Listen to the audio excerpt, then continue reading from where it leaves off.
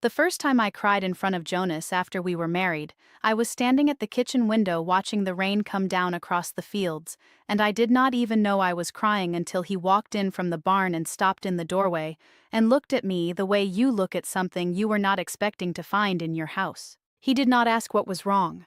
He did not come to me. He stood there for a moment with the barn smell still on his coat, and the rain still dripping from the brim of his hat, and then he said very quietly, very evenly, the way Jonas said most things, "Clara, what does your crying solve?" I wiped my face. I said nothing. I turned back to the window. He hung up his hat. He sat down at the table. And that was the end of it. I told myself it was nothing. I told myself he was a practical man, and practical men do not always know what to do with tears, and that this was simply how Jonas was built, and that I should not expect from him what he did not have to give. I told myself all of that standing at that window with the rain coming down and my face still wet. And I believed it, the way you believe something when the alternative is too heavy to carry. What I did not know then, standing at that window at 20 years old with 6 weeks of marriage behind me and a whole life of it ahead, was that this was not a moment. It was a door. And Jonas had just told me, in his quiet, practical way, exactly what lived on the other side of it. Before I go any further, I want to stop and say something honestly, the way I try to say everything on this channel. More than 90% of the people watching this video right now have never subscribed. And I think about that often, not because the number matters to me the way numbers matter to some people, but because it means there are women sitting with these stories in the dark, finding something in them that feels familiar, and then leaving without letting me know they were here. If something in these first few words already touched a place you have been carrying quietly, please subscribe and stay a little longer. It costs nothing, and it keeps these stories alive for the next woman who needs them. And while you are here, I want to ask you something before we continue. Tell me in the comments, was there ever a moment in your life when you were made to feel that your emotions were an inconvenience to someone who was supposed to love you? I want to know. I read everyone. I grew up in a home where crying was not exactly forbidden, but was treated the way you treat something mildly embarrassing. You did it privately, you recovered quickly, and you did not ask anyone to witness it. My mother cried sometimes, very rarely, always in the early morning when she thought no one was awake. I saw her once through the crack of the kitchen door, standing at the sink with her shoulders shaking, and by the time I came downstairs 20 minutes later she was fine. Bread rising, coffee on, face smooth as if nothing had ever been there. I learned from watching her the way daughters always learn from watching their mothers. Not from what she said, but from what she did. And what she did was this. She felt things in a room no one else could enter, and then she came out of that room and she was a wife again. I thought that was strength. I thought that was what good women were made of. I did not understand until much later that what I had been watching was not strength at all. It was erasure. Practiced so long and so thoroughly that my mother herself could no longer tell the difference between the two. When I married Jonas, I carried that understanding with me the way you carry the furniture of your childhood into your first house. You do not choose it consciously. You simply find it already there when you arrive. And Jonas had his own furniture. His own inherited understanding of what a wife's inner life was supposed to look like, and what place, if any, it was supposed to occupy in the shared space of a marriage. His father had been a quiet man. His grandfather before that. The men in Jonas's family line were not cruel men. They were simply men who had been raised inside a theology that had very little to say about a woman's emotional experience, and a great deal to say about her duty. And duty, in the world we came from, did not weep at kitchen windows. The second time I cried in front of Jonas, we had been married for just over a year. My grandmother had died, a woman I had loved more than almost anyone on this earth. A woman who had taught me to bake bread and press flowers and speak quietly when I was angry, because she said quiet anger carried further than loud anger and landed harder. She died in March, a cold, bright March morning, and I found out by my aunt arriving at my door with a face that told me before she opened her mouth. I cried for 3 days. Not constantly. In the way grief works, in waves, arriving without warning, retreating, arriving again. I cried at the table. I cried in the garden. I cried at night with my face in the pillow so Jonas would not hear. But he heard one night, and he lay still for a moment, and then he said into the darkness, not unkindly, not with anger, but with a firmness that told me this was not a spontaneous thought, but something he had been holding for a while. Clara, your grief is between you and God. Bringing it into this bed night after night is not fair to me. I stopped crying immediately. The way you stop bleeding when something cold is pressed against the wound. He did not say anything else. He went to sleep, and I lay beside him in the dark, and I felt something happen inside me that I would not have a name for until many years later, sitting in a quiet office with a woman who gave me words slowly and carefully, the way you hand sharp things to someone who has been hurt before. What happened was this. I learned in that moment that my grief had a border, that it was allowed to exist, but only up to the point where it inconvenienced someone else. That my sadness, my genuine human sadness over the loss of a woman I had loved, was a problem to be managed rather than a feeling to be witnessed. And somewhere in that lesson, without meaning to, without wanting to, without even fully understanding what I was doing, I began to manage it. The bishop preached a sermon that winter that I have never forgotten. I do not remember the exact text he used. I remember the shape of it, the argument of it. He was speaking about wives, about the nature of a wife's spirit, and how it was meant to reflect and support the spirit of the husband, the way a still pond reflects the sky. He said that a wife who was ruled by her emotions was a wife who had placed herself above her husband's peace. He said that weeping and sadness and the expression of inner turmoil were forms of selfishness when they became habitual. That a wife's first obligation was to the atmosphere of her home, and that an atmosphere of sorrow was an atmosphere that invited the wrong things in. I was 21 years old sitting in those benches with my hands folded in my lap, and I heard that sermon go into me the way cold goes into stone. Slowly. All the way through. Afterward, walking to the wagons, my mother-in-law Edna fell into step beside me and said, without looking at me, in the voice she used for things she considered settled, "A husband should not have to carry his wife's storms. That is not what he married her for."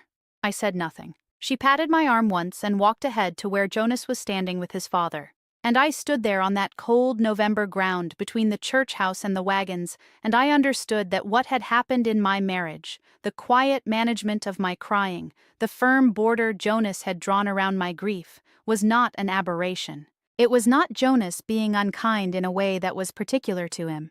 It was the community's understanding made manifest in my bedroom. It was theology in a nightshirt. It was the bishop's sermon enacted in the dark. My crying was a sin against my husband. Not because Jonas had decided that, because the whole world I lived in had decided it, long before Jonas and I were born, and had simply deputized him to enforce it. I want to tell you what happened to me after I understood that. I want to tell you it made me angry. I want to tell you that anger cracked something open, and the real Clara came flooding out, and I stood in my truth and refused to be silenced. That would be a satisfying story. That is not the story that happened. What happened is quieter and in some ways more devastating than anger. I stopped. Not all at once. Not dramatically. In the way a river stops in a long cold winter, not with a crash, but with a gradual thickening, a slowing, a freezing over so slow you almost do not see it happening, until one morning the whole surface is solid and still, and you cannot remember exactly when the water stopped moving. I stopped crying in front of Jonas. I stopped crying in front of anyone.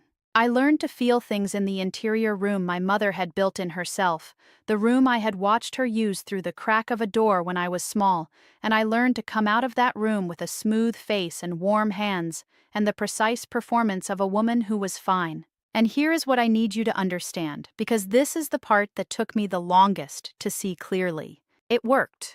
The house was more peaceful. Jonas was easier. The community approved of me in a way that registered as warmth, as belonging, as the specific satisfaction of being a woman who is doing what she was made to do. I was complimented quietly, in the sideways Amish way, for my steadiness, for my temperament, for the calm of my household. Women at church told me I had a good spirit. My mother-in-law began looking at me with something that was almost approval. And inside, in the room no one could enter, something was going wrong in a way I did not yet have words for. The problem with learning to stop feeling in front of people is that feelings do not simply wait politely in the room you have put them in. They migrate. They find other places to live. They show up in your body, in a tightness across your chest that is there when you wake up and there when you lie down, in a heaviness in your arms that makes ordinary tasks feel like moving through water. In a blankness that descends sometimes in the middle of a conversation, a meal, a moment, a blankness that you have to actively fight your way out of before someone notices you have gone somewhere they cannot follow. They show up in your sleep, or in the absence of it, in the hours between 2 and 4 in the morning when the house is dark and everyone else is breathing evenly, and you are lying in the center of your own life, feeling nothing and somehow feeling that nothing more intensely than you have ever felt anything. I had 3 children by the time I was 24. I loved them with a love that was the one thing I never learned to manage or contain. My love for my children lived outside the room I had built. It was too large. It refused to be interior. It came out of me in ways I could not control, in the way I held them, in the stories I told them at night, in the fierce, unreasonable terror I felt whenever one of them was sick or hurt or afraid. That love was the thing that kept me human during the years when I was learning to be otherwise. Jonas never asked me to stop loving the children. That was not something the community concerned itself with. A mother's love was productive. It raised good Amish children. It was useful in the way I was useful, and so it was permitted. But my grief was not useful. My sadness was not useful. My fear, my loneliness, the specific ache of lying beside someone every night and feeling entirely alone, those things served no function the community could identify, and so they were inconvenient, and so they were managed, and so I managed them. The winter I turned 25, a woman in our district named Clara lost a child.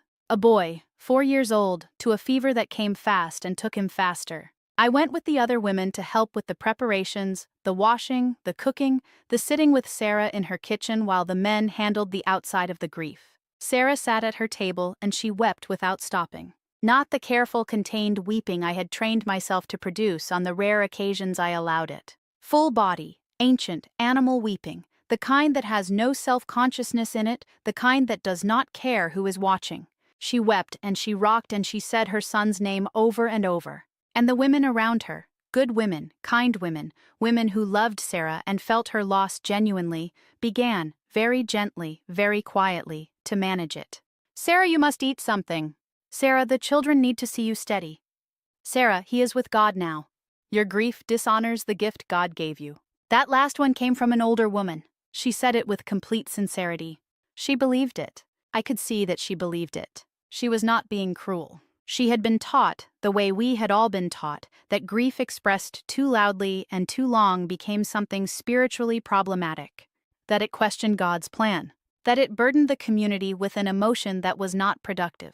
And I sat across from Sarah, and I watched the women gently, lovingly, collectively teach her the same lesson I had been taught, that her feelings had a border, that the expression of them was a gift she could give or withhold, that withholding them was holiness and expressing them was selfishness, and that the sooner she found the room inside herself and put the grief in it, the sooner everyone could be well again. I sat across from Sarah and I felt something shift inside the frozen river of me. Not a thaw, not yet. Something smaller, a crack in the surface, a sound beneath the ice that I had not heard in years. It was the sound of something still alive down there. I want to step outside the story for a moment. I want to say clearly what was done to me and to Sarah and to my mother and to the long line of Amish women stretching back through the generations who were taught in their kitchens and their churches and their marriages that their emotional lives were a burden to be managed rather than a truth to be witnessed. My therapist has a word for it. She has several. Emotional suppression enforced through social and spiritual pressure. The systematic teaching, embedded in theology and community practice, that a woman's feelings are only acceptable insofar as they do not inconvenience the people around her. Grief shaming. The transformation of natural human sorrow into a moral failing. The specific cruelty of telling a woman that her pain is a sin. Affect regulation as marital duty. The expectation that a wife will manage her inner emotional state in service of her husband's comfort and the peace of the household, regardless of the cost to herself. None of those phrases existed in the language I grew up speaking. We had simpler words. We called it being a good wife. We called it having a steady spirit.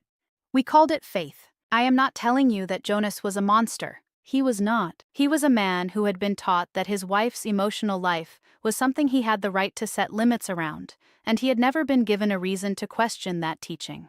The bishop who preached that sermon was not a monster. He was an old man repeating words that had been repeated to him.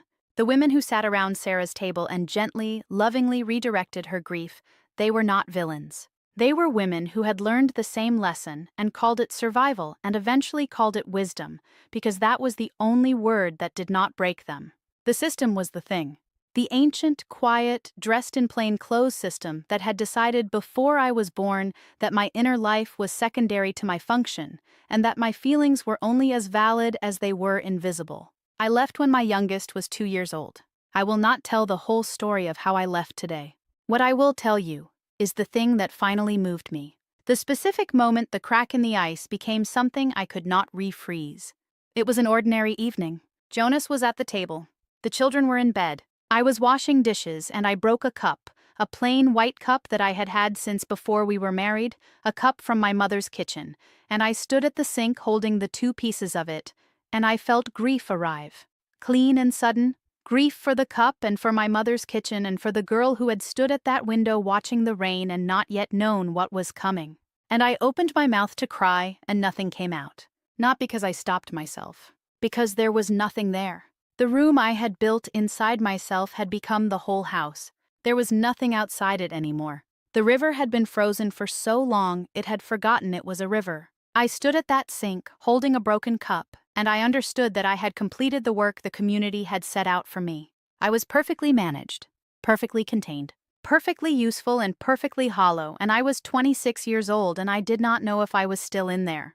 That was the night I decided to find out. I am 31 now. I have a therapist and a small apartment and 3 children who are learning, slowly, in the patient way children learn things when someone is patient enough to teach them, that their feelings are allowed to take up space, that crying is not a sin, that sadness is not a burden, that the inside of a person is not a room to be locked and managed, but a place to be known.